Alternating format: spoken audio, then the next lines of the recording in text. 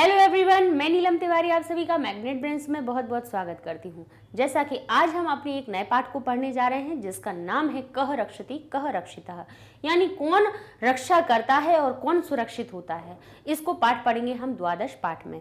ये जो एक पाठ है ये आपका पर्यावरण के से आधारित है, यानी पर्यावरण की अगर कहते हैं कि रक्षा हम करें तो भाई क्या हम पर्यावरण को रक्षित कर रहे हैं या हम खुद को रक्षित कर रहे हैं, इस बात पे विचार करना बहुत जरूरी है।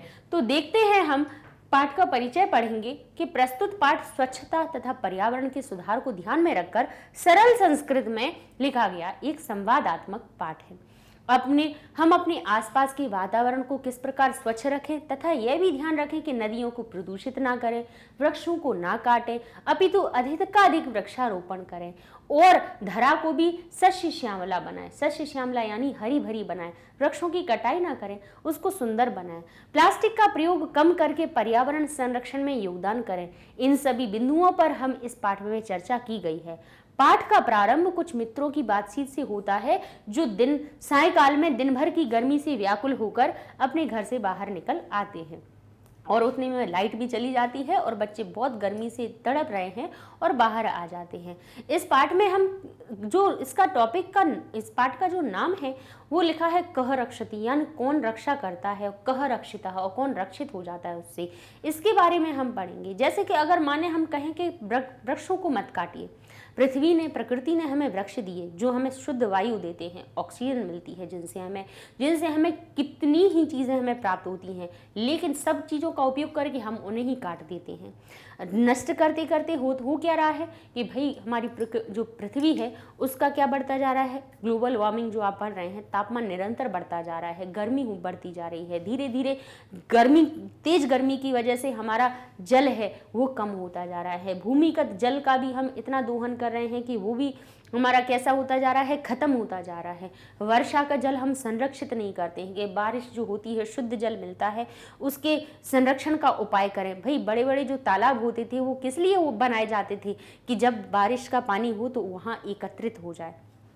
ऐसे कोई काम कर नहीं रहे हैं तो हमारा पर्यावरण का जो क्षरण हो रहा है, यानी पर्यावरण को जो नष्ट करते जा रहे हैं, तो उसको आप सुरक्षित करोगे या आप उसको सुरक्षित करके आप खुद को सुरक्षित करोगे, इस बात पे ध्यान दिया गया है। तो चलिए पाठ को पढ़ते हैं।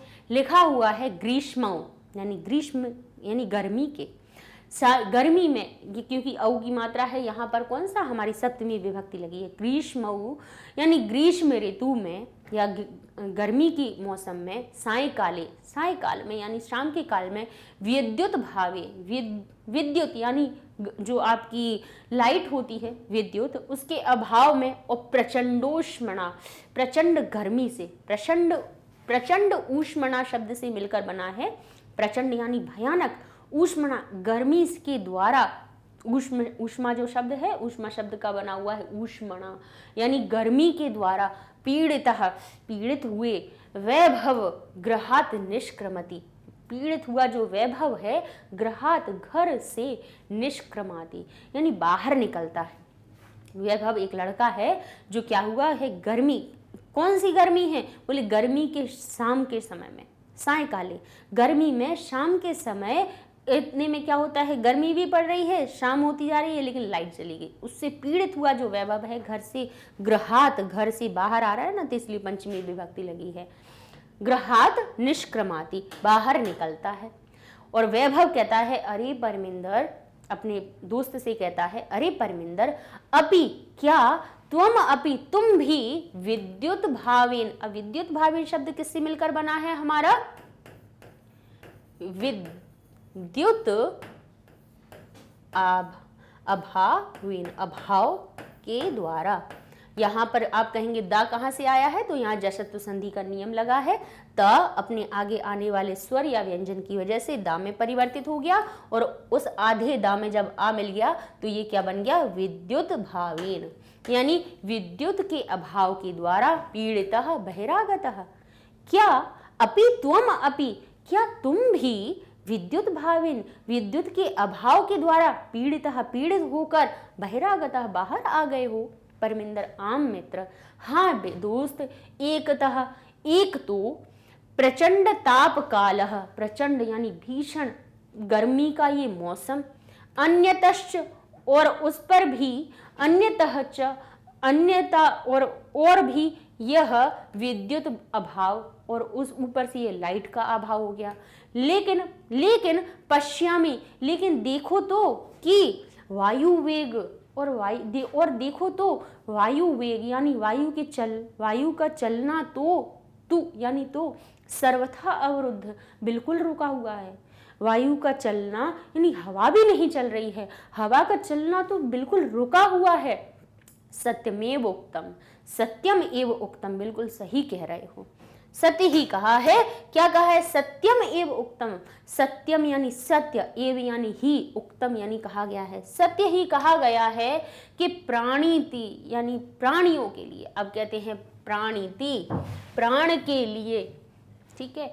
पवनेन जगत संसार सकलम, पवन यानी पवन के द्वारा, जगत यानी संसार, सकलम यानी संपूर्ण। अब हम पहले आपके एक एक शब्द का अर्थ बताएंगे, फिर उसके बाद क्रम से लगाना बता देंगे, जिससे कि कैसे अर्थ हम सही लगा सकते हैं।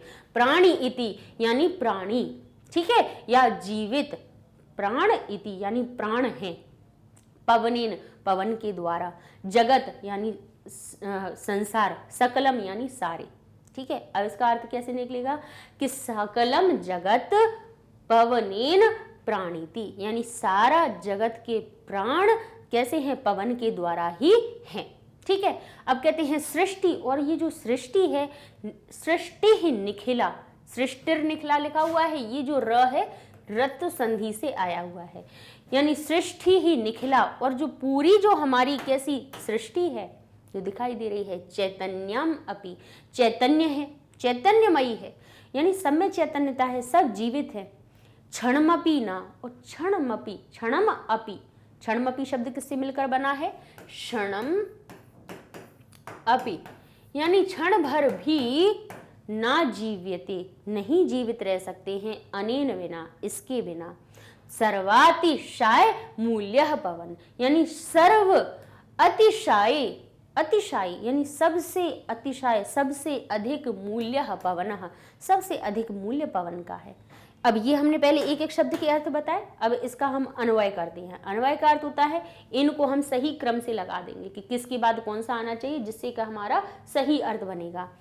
अब अन्वय में कहते हैं सकलम जगत, सारा जगत, पवनेन प्राणीति, पवन के द्वारा ही जीवित, प्राणिन इति, प्राण इति, जिस सब सारे जगत के प्राण हैं, पवन के द्वारा ही सबके प्राण हैं। बिल्कुल सही भी बात है। देखिए सांस ले रहे हैं, ठीक है, 2 मिनट तो बंद भी नहीं कर सकते, 1 मिनट तो रोक सकते हैं, जैसे कि तैसे, जिनको बहुत भाई प्रैक्टिस होती है वो भाई 2-4 मिनट सांस बंद हुई, हवा बंद हुई और बस प्राण खत्म। तो कहते हैं निखिला सृष्टि ही, और जो निखिल यानी जो संपूर्ण सृष्टि है चैतन्यमयी है। प्राण किसके द्वारा है? हवा के द्वारा है, और जो संपूर्ण जो सृष्टि है वो चैतन्यमयी है। अर्थात अनेन यानी इस पवन के द्वारा, इस पवन के बिना, कहते हैं पवनेन, अनेन पवनेन, इस पवन के बिना कहते हैं क्षणम अपि ना जीव्यते, क्षणमपि भी नहीं जीवित रह सकते हैं। पवन क्या है? सर्व अतिशायी मूल्य, यानी सबसे अधिक मूल्यवान है। तो ये आपका क्या बना? इसका अर्थ बना।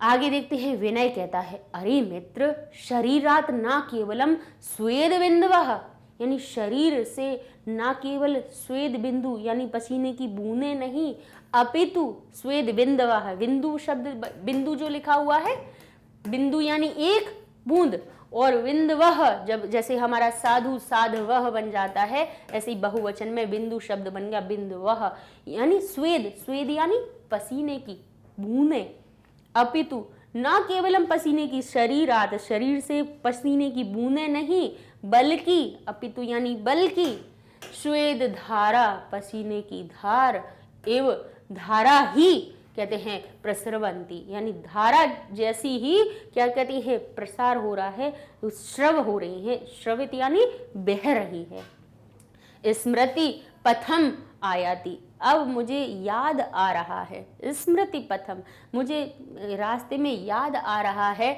शुक्ल महोदयी, शुक्ल महोदय के द्वारा रचित श्लोक। जो शुक्ल महोदय ने एक श्लोक लिखा है उनके द्वारा रचित श्लोक अब मुझे याद आ रहा है। जैसे अब क्यों, क्योंकि हवा नहीं चल रही है बिल्कुल, उन्होंने कहा पवन की धारा बिल्कुल ऐसे नहीं, बिल्कुल नहीं बह रही है। और देखो विनय कह रहा है शरीर से पसीने की बूंदें नहीं, स्वेद धारा, स्वेद की धारा प्रसर हो रही है, मतलब बह रही है, स्रवित हो रही है।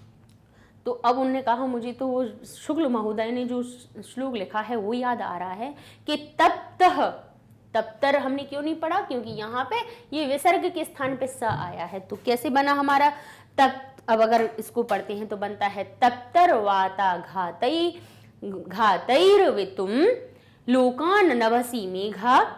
अब इसका हम एक एक से अर्थ बताएंगे। आरक्षी विभाग जना एव समय नैव दृश्यन्ते। अब भाई इसमें कोई बुरा मत मानिएगा, श्लोक है इसलिए उसको समझा रहे हैं।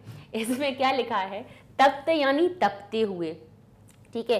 वाता घातई है यानी कैसी, तप्त यानी गरम, वात यानी हवा, घात यानी उससे विचलित होके उसके घात करने पे या उसके आघात से, अवितुम बचने के लिए, लोकान दिखाई देना है। कहते हैं लोकान यानी संसार को, नभसी बचाने के लिए, यहाँ पे कहते हैं संसार को बचाने के लिए, नभसी मेघा, नभ में मेघ, नैव दृश्यन्ते वैसे ही नहीं दिखाई देते हैं जैसे कि आरक्षी विभाग जना एव, आरक्षी यानी पुलिस वाले, आरक्षी विभाग यानी पुलिस विभाग के लोग जैसे समय पर, समय एव नैव दृश्यते समय पर नहीं दिखाई देते हैं, जैसे कि मेघा एव यानी आरक्षी विभाग जना एव, आरक्षी किसको कहा जाता है, पुलिस जो आपकी रक्षा करते हैं।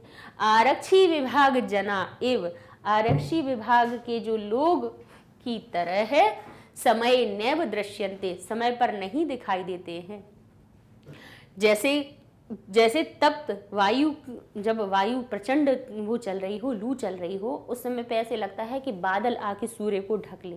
कभी कभी आपने देखा होगा, अगर आप कभी वो कर रहे हो, ड्राइव कर रहे हो, कहीं जा रहे हो रास्ते में और खूब तेज लू चल रही हो, गर्म हवा चल रही हो, तप्त वाता घातई है यानी तप्त जो वात है, तपी हुई यानी गर्म, वात यानी हवा, उसके आघात से बचाने के लिए संसार को नभ में मेघ यानी जो नभ यानी अपना आकाश होता है उसमें मेघ बादल वैसे ही नहीं दिखाई देते हैं उस समय पर जैसे कि आरक्षी विभाग के लोग। इस तरह से इसका ये अर्थ निकलता है। अन्वय क्या कहता है, अब अन्वय में हम इसको ठीक क्रम में लगाएंगे, कहेंगे लोकान यानी संसार को, तप्तई है गरम होती हुई, वाता घातई है यानी गरम हुई, गर्मी के द्वारा, आघात करने के द्वारा, अवितुम बचाने के लिए, आरक्षित विभाग जना की भांति नभसी मेघा समय पर, नभ में मेघ समय पर, नैव नहीं दृश्यन्ते नहीं दिखाई देते हैं। तो परिमिंदर कहता है आम अद्य तु वस्तुता एव, आज तो हाँ, अद्य यानी आज तो वस्तुता ही, निश्चय ही ऐसा ही हो रहा है। आज बादल भी नहीं दिखाई दे रहे हैं कि इस गर्मी से बचाने के लिए बादल दिखाई दे जाएं। तो आगे कहता है निदाघ, आगे श्लोक लिखा है निधाग ताप यानी भीषण ताप से, तप्तस्य। निधाग का अर्थ क्या लिखा है हमारा, देखिए हम एक एक से आपको अर्थ बताते जाएंगे तो आपको तुरंत इसका श्लोक का अर्थ पता चल जाएगा। निधाग यानी भीषण, ताप यानी गर्मी, तप्तस्य यानी तपे हुए का, याति हो जाता है, तालु यानी मुंह, ही शुष्कताम निश्चय ही सूख जाता है। अब कहते हैं पुंसो यानी पुरुष के, भयातिर कहते हैं भयाति, आदिर सेव यानी जो भय से आकुल कोई मनुष्य होता है, स्वेद जायते वपुः जैसे भय के द्वारा, पुंसो यानी पुरुष का जब भय के द्वारा क्या होता है, स्वेद जायते वपुः उसके शरीर में जैसे पसीने से तर हो जाता है, स्वेद उत्पन्न हो जाता है, पसीना उत्पन्न हो जाता है, जैसे तालु सूख जाता है, आज ऐसे ही क्या हो रहा है, निदाघ यानी गर्मी के द्वारा भीषण गर्मी के द्वारा तप्त होता हुआ मनुष्य वैसा ही दिखाई दे रहा है। तो कहते हैं, इसका अन्वय देखते हैं, निधाग ताप तप्तस्य, यानी भीषण गर्मी के द्वारा तप्त के का तालु ही शुष्कता में आती, तालु ही सूख जाता है। जैसे वपु शरीर किसका पुंसो, इन मनुष्य का जो शरीर भयादि भय के द्वारा तस्यैव वैसे ही स्वेदवत जायते, वैसे ही स्वेदवत उत्पन्न हो जाता है। जैसे भय जब आता है ना, जो कभी डर होता है तो उसमें क्या हो जाता है कि मुंह सूखने लगता है और पसीने से तर हो जाते हैं। तो आज भीषण गर्मी के द्वारा भी ऐसे ही हो रहा है। तो जोसेफ कहता है, मित्रों, यत्र तत्र जहां तहां बहुभूमिक, बहुत सारे भूमि पर, भवना नाम, बहुत सारे भूमि पर भवनों के, भूमिगत मार्गाणाम, भूमि के अंदर मार्ग बनाने के, अब आते बताता है विशेषतः ज्यादातर मेट्रो मार्गाणाम, मेट्रो का मार्ग बनाने के लिए, ऊपरी गमी सेतु नाम, ऊपर से जाने वाले सेतुओं का, मार्गे इत्यादि नाम, इत्यादि मार्गों का निर्माण है, इन सभी का निर्माण करने के लिए। किन किन का, फिर से सुनिए, यत्र तत्र जहां तहां, बहु यानी बहुत सारे, भूमिक यानी बहुत सारी मंजिलों का, बहुमंजिलीय यानी मल्टीप्लेक्स बिल्डिंग, भवना नाम, भवनों के। अब निर्माण यहाँ लिखा है, सब में के का अर्थ निकाल के निर्माण के लिए यहाँ पे आ जाएगा। बहुभूमिक भवना नाम, मल्टीप्लेक्स जो उनको कहते हैं ना कि बहुत सारी मंजिलों वाले भवनों के, भूमिगत मार्गाणाम, भूमि के अंदर बने हुए मार्गों के लिए सुरंग बनाई जाती है ना, और विशेषतः किन के लिए और बनाई जा रही है, मेट्रो मार्गाणाम, मेट्रो का मार्ग बनाने के, ऊपरी गमी यानी फ्लाईओवर होता है, ऊपर जैसे रोड निकल रही है उसके ऊपर ब्रिज बना दिया जाता है, उसको सेतु कहते हैं। ब्रिज को क्या कहते हैं, सेतु। ऊपरी यानी ऊपर, गमी यानी जाने वाला, सेतु नाम, ऊपर जाने वाले सेतु नाम यानी सेतुओं के, मार्गे इत्यादि नाम, इन सब के मार्ग आदि के निर्माण के लिए वृक्षाः कर्त्यन्ते, वृक्षों को काटा जाता है। तरहि यानी तो फिर, अन्यतः और कुछ, अन्य यानी और कुछ, किम अपेक्षन्ते, क्या अपेक्षा करते हो, किम अपेक्षते किससे मिलकर बना हुआ है, किम यानी क्या, अपेक्षते यानी क्या अपेक्षा करते हो, फिर क्या अपेक्षा करते हो, अस्माभि मतलब हमारे द्वारा, अस्माभि हमारे द्वारा क्या अपेक्षा की जा सकती है, वयम तु हम तो विस्मृतवन्तः एव, हम तो भूल ही गए हैं क्या भूल गए हैं। अब उसने कितनी अच्छी बात कही कि जहाँ तहाँ ये मल्टीप्लेक्स जो बिल्डिंग है, बहुभूमिक कैसे बनता है, बहु यानी बहुत सारी, भूमिक यानी बहुत सारी भूमियाँ। फ्लैट में देखा है, हर एक की अपनी अपनी भूमि होती है, उसको तो ये लगता है यही हमारी धरती है, लेकिन जबकि ये एक क्या बने हुए हैं, एक एक फ्लोर बने हुए हैं। बहुभूमिक भवना नाम यानी बहुत सारी जो फ्लोर वाली बिल्डिंग है। भूमिगत मार्गा नाम, भूमिगत जो भूमि के अंतर्गत यानी अंदर, मार्गाणाम मार्गों के, विशेषतः और विशेष रूप से मेट्रो मार्गाणाम मेट्रो के मार्ग के, उपरिगमी सेतु नाम ऊपर जाने वाले सेतु, ऊपर से जाने हुए सेतु के, मार्ग इत्यादि नाम उनके मार्गों को बनाने के, निर्माण है उनको बनाने के लिए, वृक्षाः कर्त्यन्ते वृक्षों का कर्तन किया जाता है, काटा जाता है। तरहि तो फिर अन्यतः किम अपेक्षते अस्माभि, तो हमारे द्वारा, तो फिर हमारे द्वारा और कुछ क्या अपेक्षा की जा सकती है। तो फिर तो ये तो होगा ही ना, गर्मी तो बढ़ेगी ना। तो वयम तु विस्मृतवन्तः एव, हम तो भूल ही गए हैं कि एकेन शुष्क वृक्षणः यानी एक के द्वारा ही, किसके, शुष्क वृक्षणः, एक शुष्क यानी एक सूखे हुए वृक्ष के द्वारा, दह्यमानेन वह्निना यानी जो एक सूखा वृक्ष जैसे कि जलाने के लिए पर्याप्त हो जाता है, वह्निना अग्नि के द्वारा जलाने के लिए कैसा हो जाता है, पूरे जंगल को जलाने में समर्थ हो जाता है।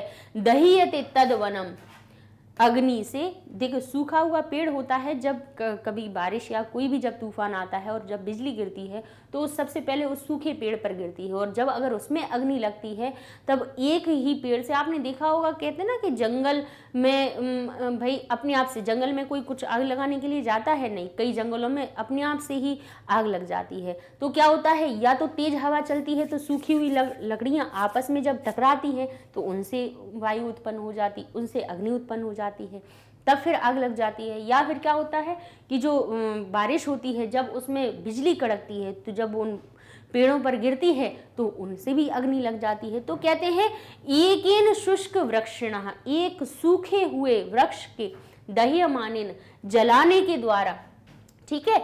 अब वो क्या होता है, जलाए जाने पर उसकी जो अग्नि है, वह्निन, वह्नि किसको कहा जाता है, अग्नि को, उस अग्नि के द्वारा दह्यते तद्वनम, उस वन का क्या हो जाता है, तद्वनम, उस वन का क्या हो जाता है, जल जाता है, वह वन पूरा जल जाता है। जैसे सर्व, तद्वनम सर्व, सारा जंगल जल जाता है, जैसे कि यथा, यानी जैसे कि कुलम कुपुत्रेण, जैसे कुल कुपुत्र के होने पर जल जाता है, जैसे कि कुपुत्र के होने से कुल नाश हो जाता है, वैसे ही एक सूखे हुए वृक्ष के जलने से, अग्नि के द्वारा पूरा, कहते हैं तद्वनम दह्यते, सर्व तद्वनम, वो सारा वन दह्यते, कैसा हो जाता है, अग्नि के द्वारा जल जाता है।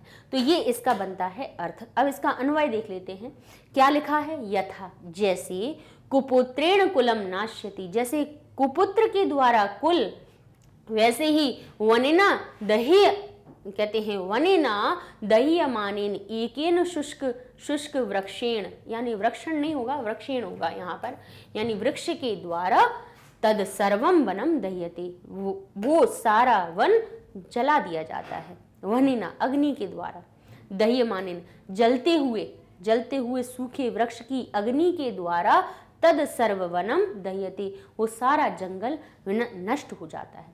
वनिना किसका हो, क्या अर्थ होता है, अग्नि के द्वारा, दह्यमानेन यानी जलते हुए के द्वारा, कैसे, अग्नि के द्वारा जलते हुए, कैसे जलते हुए, सूखे वृक्ष, सूखा ही वृक्ष तो जलेगा, गीला वृक्ष थोड़ी ना जलता है, ठीक है।